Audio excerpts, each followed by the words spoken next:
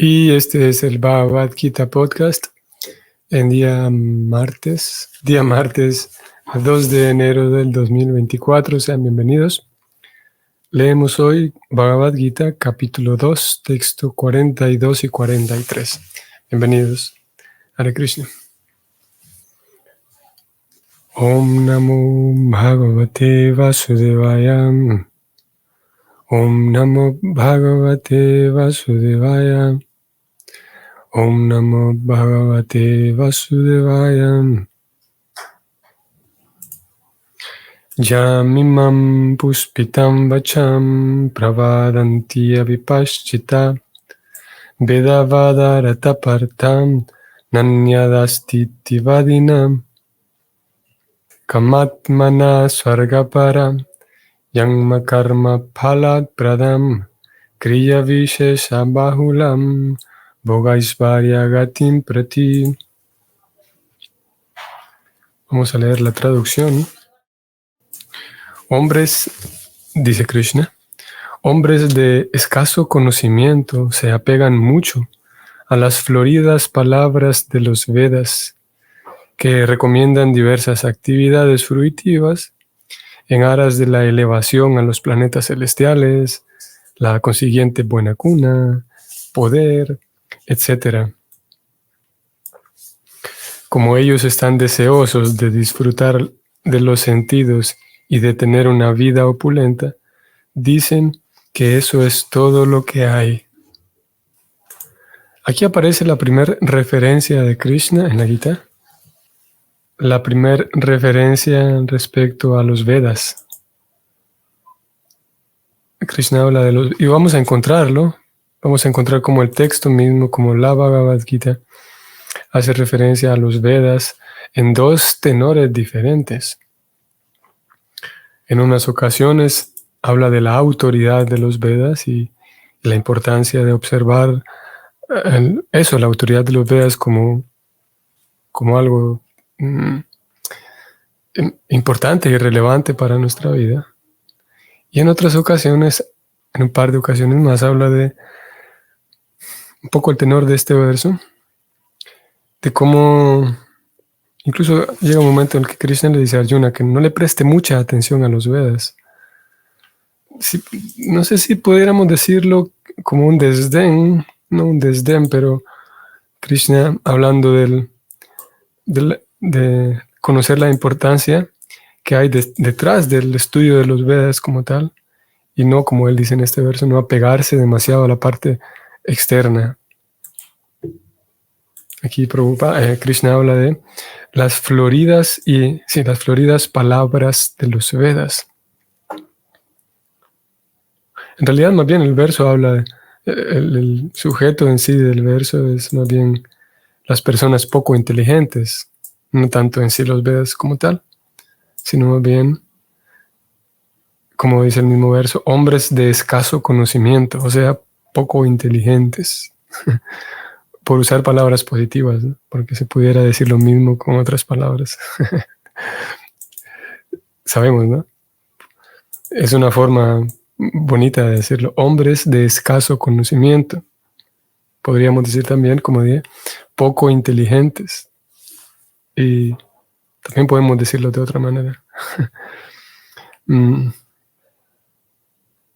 Hay una palabra aquí en el verso 42, la tercera línea, es esta palabra, Vedavadarata.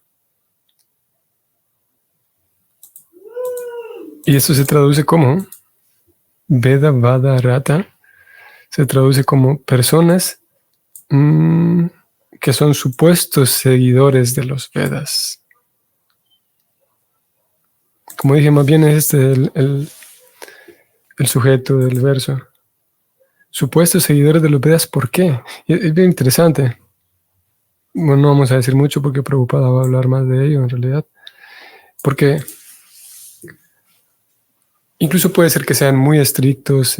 Y esto es importante para nosotros como estudiantes de la Gita y estudiantes del Bhakti, practicantes del Bhakti. Es importante recordar que entre todas las formas de hinduismo que hay, no solamente en la India, sino en ese sur de Asia, en la India, Nepal, Pakistán, Lanka, Bangladesh, y tal vez otros lugares también cerca, más hacia el este del sur de Asia. Hay diferentes formas de adoración de los semidioses y diferentes, si podemos decir, vestigios o la presencia de diferentes formas védicas, diferentes adoraciones, diferentes formas védicas, tradiciones que vienen siendo heredadas o han sido heredadas de los Vedas. Y entonces es posible encontrar diferentes tradiciones, costumbres, algunas deidades también. Y pudiera dar la impresión de que, como todo ello en forma externa se parece mucho a lo que el Vaishnava hace, se parece eso, mucho a las ofrendas de incienso y toda la parafernalia, todos los utensilios utilizados, nombres también, un cierto lenguaje que se parece mucho. Entonces el estudiante del Bhakti, principalmente occidental, puede concluir que aquello es lo mismo que esto, que esas formas de adoración son Bhakti también. Y lo cierto es que no es así. Y de hecho hay muchas personas que tienen alguna cercanía, digamos, con las comunidades Vaishnavas. Prácticamente una conclusión natural. Algunas personas que se acercan, no lo suficiente como para estudiar en sí el Bhakti, pero que sí se acercan un poco como para conocer el Kirtan, familiarizarse un poco con algunos términos, algunas palabras en sánscrito que se utilizan dentro de la tradición Vaishnava. Entonces ellos ven diferentes formas de hinduismo y para ellos es natural, concluyen que sí, es lo mismo. Ya sea que los Vaishnavas son hinduistas o que los hinduistas también son Vaishnavas, pero como dije, es una conclusión bastante natural. Lo cierto es que Krishna ha hablado aquí de Veda Vada Rata. Lo pongo en pantalla. Aquí está subrayado. Veda Vada Rata. Se traduce como supuestos seguidores de los Vedas. Y bueno, yo tampoco quisiera ir en la dirección de señalar y meter en la misma categoría a todo el mundo solamente porque ellos no están en nuestra escuela y por lo tanto todos ellos son solamente supuestos seguidores de los Vedas.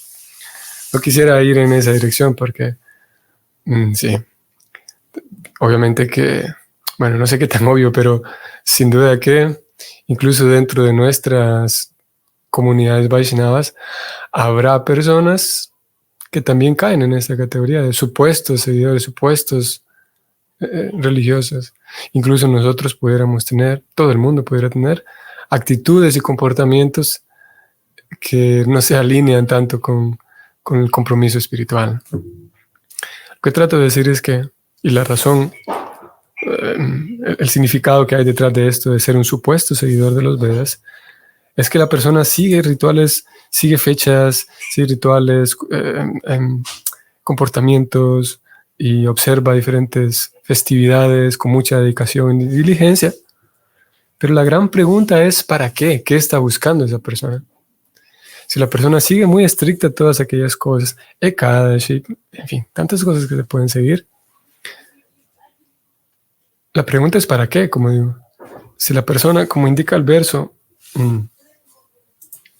dice que estas personas piensan que lo único que hay en los Vedas, aquí dice Krishna, lo único que hay en los Vedas es tener una vida opulenta y disfrutar de los sentidos.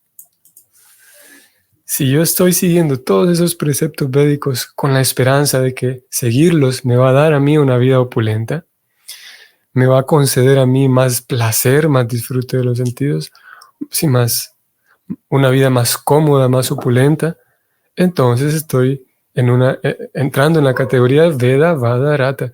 Simplemente ser un supuesto seguidor. Estoy siguiéndolo, sí, pero no conozco el fondo, porque como indica el verso,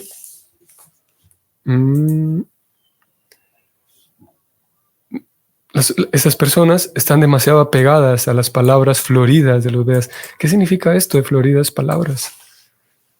Son muy adornadas, son muy bonitas, muy, muy adornadas, porque prometen cosas agradables, por eso son floridas. A eso hace referencia el verso, a que, como vamos a comparar aquí un momento nada más como a forma de ejemplo, nada más para tener una referencia, pero en esencia hay una gran diferencia en estos dos, en el ejemplo que voy a poner. Es cuando escuchamos a los políticos, un político tradicional, digamos, que promete muchas cosas y habla muy agradable y sonríe y todo lo demás. Podríamos decir que esas son palabras floridas y adornadas, pero que en el fondo, a fin de cuentas, pues sabemos que termina siendo más de lo mismo, ¿no? Usualmente. Entonces, similarmente, no es el caso de los Vedas, porque los Vedas no es que prometen sin cumplir, al contrario, en realidad todo lo que está allí descrito, pues no es ningún juego, ni es, en el caso de los políticos, usualmente sí es para como algo hipócrita, ¿no? En el caso de los Vedas, como dije al inicio, este ejemplo no es que sea del todo apropiado, pero en el caso de los Vedas, sí, se promete todo eso. Si usted observa diferentes rituales, diferentes normas, entonces va a adquirir, va a obtener, como aquí dice el verso, poder, siga tales y cuales rituales para obtener riqueza, para obtener conocimiento, para obtener buena descendencia, para obtener buena familia, para obtener beneficios que en fin de cuentas son materiales. Y de vuelta, cuando mis ojos quedan cegados y pienso yo que eso es lo único que ofrecen los Vedas, beneficios materiales, y me entrego muy diligentemente a ellos, entonces estoy siendo un Veda Vada Rata. Veda Vada Rata. Una persona que sigue muy bien, pero en el fondo no está siguiendo nada. Porque en realidad los Vedas lo que buscan es brindarnos iluminación espiritual. Y si estoy buscando tal cosa, iluminación espiritual, los Vedas lo van a dar también, sin duda.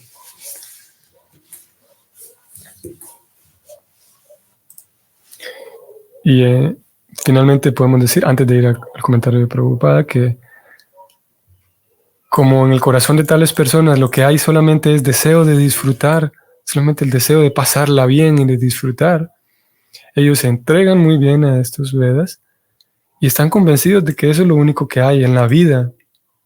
La vida es para eso, para disfrutar. Y es muy común ver esto. Todos pienso que hemos tenido, o incluso hemos utilizado esta frase, esta filosofía, o la hemos escuchado de otros, de que la vida es solo una. Hay que disfrutar, ¿no? Como indica el verso, las personas que piensan que eso es lo único que hay. O sea, la vida es eso, disfrutar. Hay muchos anhelos y deseos de disfrutar. Entonces la vida es solo una, hay que disfrutar, ¿no? Y es un poco, como dije, parecido a esa filosofía que se puede escuchar hoy por hoy todavía. Vamos a leer el comentario de Srila Prabhupada. La mayoría de las personas no son muy inteligentes y debido a su ignorancia están sumamente apegadas a las actividades fruitivas que se recomiendan en las porciones de los Vedas llamada Karma Kanda. Esta porción llamada Karma Kanda, o sea, el realizar ciertas actividades específicas para obtener un resultado, para que ese karma es como una ida y vuelta, es como un negocio. Yo realizo ciertas actividades sabiendo y esperando que voy a obtener buenos resultados. Ojo, todavía no estamos hablando de nada espiritual, sino actividades fruitivas, lo llaman. Es el término técnico. Debido a la ignorancia, la persona no sabe que puede avanzar espiritualmente, madurar espiritualmente, evolucionar, y en vez de eso pone toda su energía en pasarla bien. Y los Vedas le regalan eso también, que realizar ciertas actividades para conseguir buenos frutos. Sigamos leyendo. Estas personas, solo quieren proposiciones de complacencia sensual para disfrutar de la vida en el cielo, en donde el vino y las mujeres son asequibles y la opulencia material es muy común. En los Vedas se recomiendan muchos sacrificios para elevarse a los planetas celestiales, especialmente los sacrificios Yotishtoma. En efecto, se afirma que todo aquel que desee elevarse a los planetas celestiales debe ejecutar esos sacrificios, y hombres con escaso acopio de conocimiento creen que ese es todo el propósito de la sabiduría védica. A esas personas inexpertas les resulta muy difícil situarse en el plano de la acción decidida del proceso de conciencia de Krishna. Así como los necios están apegados a las flores de los árboles venenosos y no conocen el resultado de semejante atracción, asimismo, a hombres carentes de iluminación los atrae dicha opulencia celestial y el disfrute sensual que se deriva de ella. ¿Se recuerdan que en textos previos a Arjuna le decía a Krishna que no quería pelear? Krishna le responde que Arjuna, en los planetas celestiales, a los planetas celestiales van, es ahí donde se dirigen los guerreros que mueren en el campo de batalla luchando por el bienestar de la población. Y hasta este punto hay esa noción de los planetas celestiales y, claro, posiblemente nosotros estemos en un estudio inicial de la Gita, pero para alguien que está más familiarizado con todo el contexto, se sabe que en los planetas celestiales hay una cantidad de placer y disfrute incomparable, todavía no espiritual, pero incomparable incluso con estos tipos de placer y disfrute a los cuales estamos acostumbrados en la vida humana. Y los Vedas entonces prometen que uno puede ser promovido allá, como dije, observando ciertos rituales, ciertas ceremonias, etc. Y muchas personas quedan seducidas por eso, por esos placeres que son, como dije, sin comparación, según ellos. Porque el placer, el descanso y la plenitud de volver a casa, volver al mundo espiritual, ellos sí es sin comparación. Sigamos leyendo. En la sección Karma Kanda de los Vedas se dice lo siguiente: Apama Somam Amrita Abhuma y Akshayam Havai Chaturmasya Vijana Sukritam Bhavati. En otras palabras, aquellos que llevan a cabo las penitencias de los 4 meses son merecedores de tomar las bebidas Soma Rasa, volviéndose inmortales y felices para siempre. Incluso en la tierra hay quienes están muy ansiosos de ingerir Soma Rasa, con objeto de volverse fuertes y aptos para disfrutar de los goces de los sentidos. Esa clase de personas no tienen fe alguna en el proceso de liberarse del cautiverio material y están muy apegadas a las pomposas ceremonias de los sacrificios védicos.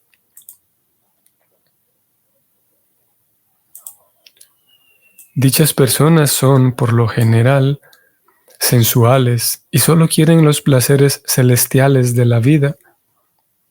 Se sabe que hay jardines denominados Nandana Kanana, en los que hay buenas oportunidades de asociarse con mujeres hermosas y angelicales y de tener una profusa cantidad de vino Soma Rasa. Semejante felicidad corporal es sin duda sensual. Por consiguiente, existen aquellos que están únicamente apegados a esa felicidad material y temporal, como los amos del mundo material. Fin del comentario.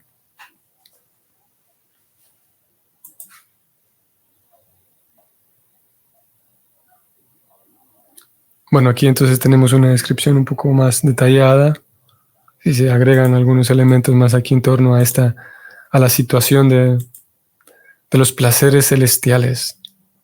Prabhupada habló de ceremonias ejecutadas con mucha pompa.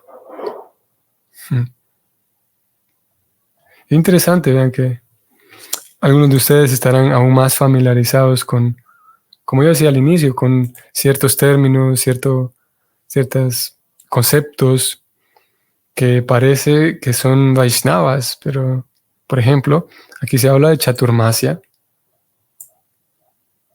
En esta sección Karma Kanda que Prabhupada está citando aquí de los Vedas, se incluye este Chaturmasya.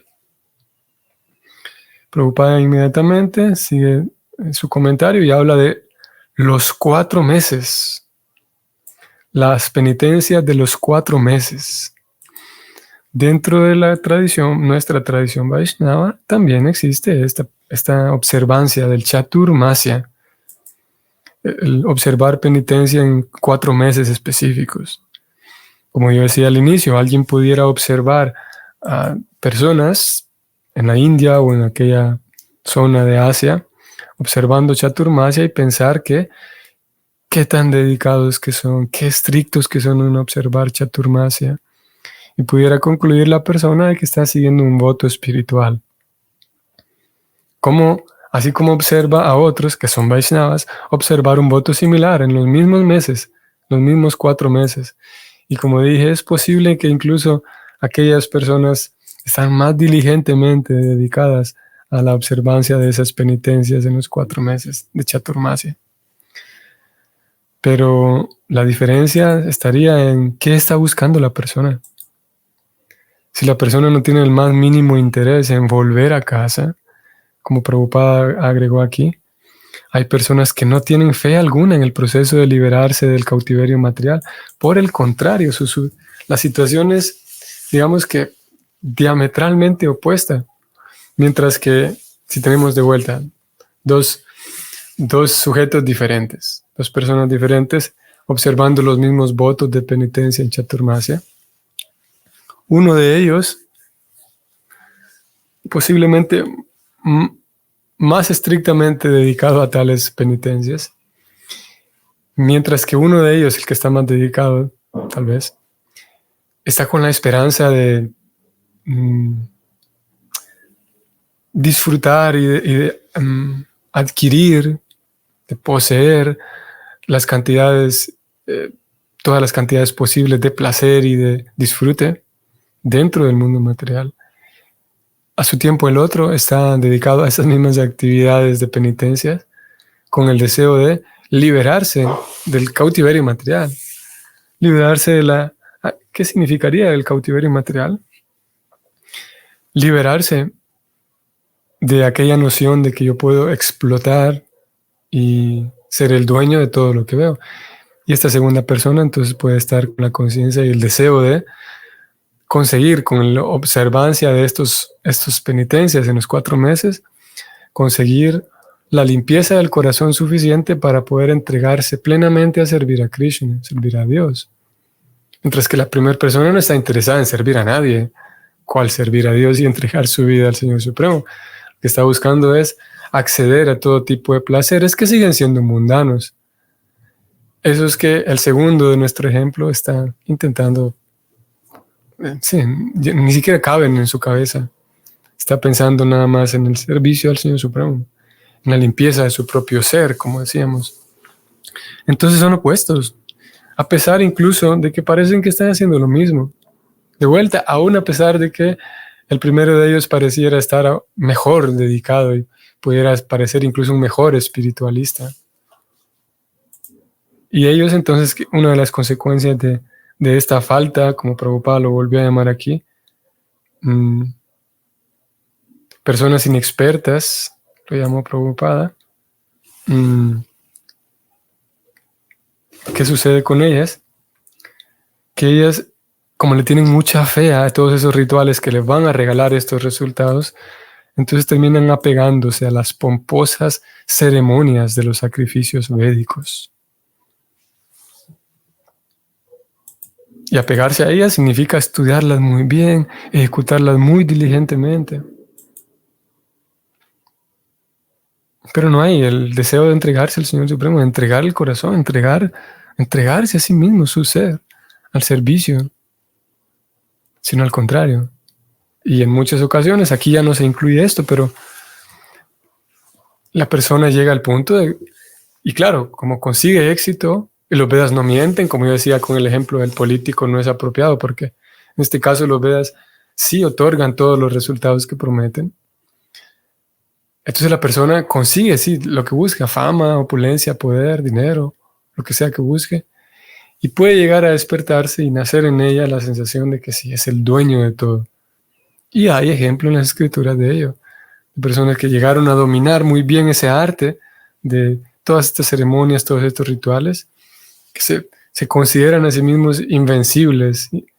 Y bueno, el resultado no es, en sentido, digamos, espiritual, es trágico, porque la persona lo que hace es, el alma lo que hace es alejarse más de la fuente de su propio bienestar último. Se aleja más bien de su propio bienestar profundo del alma. Y en ese sentido pues, es violento, podemos decir. En ese sentido la persona comete violencia contra sí misma, porque se aleja, como digo, se aleja cada vez más de aquello que realmente le puede dar bienestar verdadero y bienestar último, que es Dios. Porque considera que ella misma es suficiente, que ella misma es Dios y es suficiente, autosuficiente. Vamos a terminar diciendo que posiblemente para nosotros, como estamos ajenos a todo esto, a ver todas esas formas de sacrificios védicos, posiblemente para nosotros resulte poco inteligente. Podríamos cuestionar, podríamos preguntar, ¿y acaso estas personas no se dan cuenta de la diferencia entre lo espiritual y lo material? Y sí, pudiera parecernos sí, poco inteligente. ¿Por qué no simplemente dedicarse a la vida espiritual si es más, da una plenitud más grande? Sí, la respuesta es que hay muchas situaciones en las que las almas se encuentran y hay almas que están simplemente muy seducidas, muy, ¿cómo podemos decir? Sí, muy seducidas por realmente conseguir ese tipo de situaciones, ese tipo de disfrutes. Y como dije, a veces tienen mucha dedicación, mucha disciplina, mucha entrega, pero todavía no les ha entrado en la cabeza de que, ¿por qué no mejor volver a casa? Como dije, nosotros vemos la diferencia con claridad, al menos en teoría, ¿no? Vemos que hay una diferencia. Y esa diferencia, el poder ver esa diferencia de manera muy rápida y con suficiente claridad, en realidad es parte de ello también es mérito de Srila Prabhupada. Porque Srila Prabhupada todo el tiempo está hablando de esta diferencia, de tal manera que nuestra inteligencia se va afinando. Y es una de las labores que él hace. Va dando todas sus traducciones, todos sus comentarios, y muy pacientemente, muy diligentemente, va guiando al lector de tal manera que consiga distinguir entre estas dos cosas. ¿Cuál es la diferencia entre placeres celestiales y placeres espirituales? Ustedes pregunten eso y hagan el intento. Pregunten a cualquier persona cuál es la diferencia entre estos dos tipos de placeres y en general es un tema muy, muy difícil de distinguir. Posiblemente nosotros lo hablamos con más naturalidad por ello, como dije, porque Prabhupada lo explica y el Bhakti lo explica de manera muy detallada. Planetas celestiales no es lo mismo que planetas espirituales, una vida celestial no es lo mismo que una vida espiritual, por lo tanto placeres celestiales no es lo mismo que placeres espirituales. Toda esa diferenciación que puede ser muy natural para nosotros es mérito, como dije, de esa sucesión discipular, esa ciencia espiritual que nos hace llegar a este conocimiento y nos ayuda a ver con claridad este tipo de sutilezas, que son muy sutiles, pero que son muy relevantes, como yo decía al inicio. Es muy relevante conocer de todo esto para nuestra propia práctica. Así que continuemos en nuestro intento por seguir el método del Bhakti diligentemente, cultivando bien haciendo el esfuerzo por cultivar apropiadamente el reconocimiento de cuál es la meta. La meta es limpiar completamente el corazón para tener una vida plenamente entregada a Dios. Eso es todo. Ofrendar nuestra capacidad de amar por entero a Dios, al Señor Supremo, a Krishna.